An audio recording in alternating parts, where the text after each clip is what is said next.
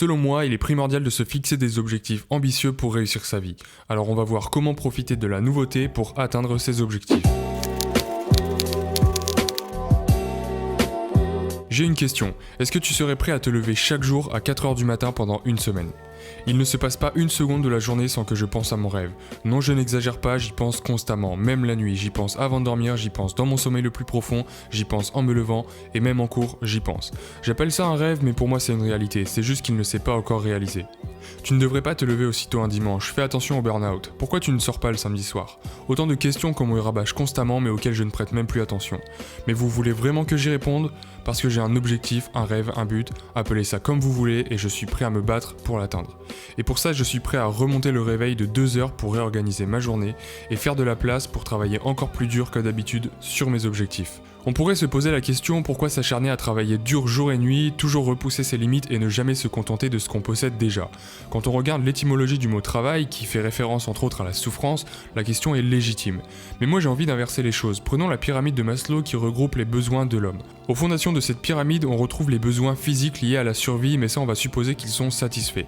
Je sais que ce n'est malheureusement pas une vérité, mais celui qui regardera cette vidéo sur son smartphone n'est forcément pas à plaindre. Les 2 étages suivants sont les besoins de sécurité et d'amour, mais eux aussi on va les supposer satisfaits.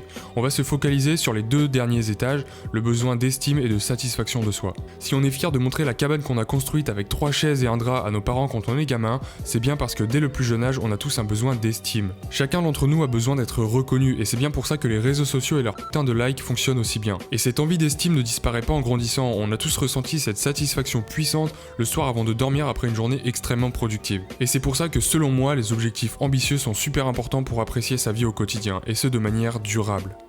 En ce moment, c'est la nouvelle année et nous connaissons tous cette tradition des nouvelles résolutions que l'on ne tient jamais plus de 2 semaines.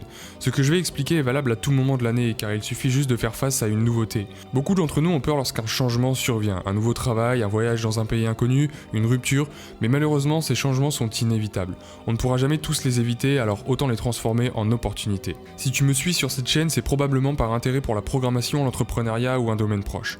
Et comme c'est la nouvelle année, je voulais en profiter pour partager mon point de vue sur la nouveauté, le changement, les remises en question. Le cerveau de l'homme est conçu pour réagir de manière défensive face au changement, car c'est une menace instantanée pour lui. Donc avant toute chose, il faut savoir que c'est normal de vouloir rester dans sa zone de confort. Mais la nouveauté m'a souvent permis d'améliorer considérablement mes compétences et d'accomplir mes objectifs.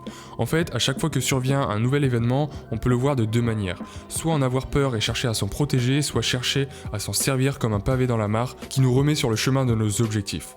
Mais au fait, c'est quoi ce rêve ? Pour moi, c'est poser le pied sur le sol californien et visiter San Francisco et son entourage, le jardin d'Éden du monde de la tech. Et un jour, j'y serai. Et toi alors ? C'est quoi ton rêve ?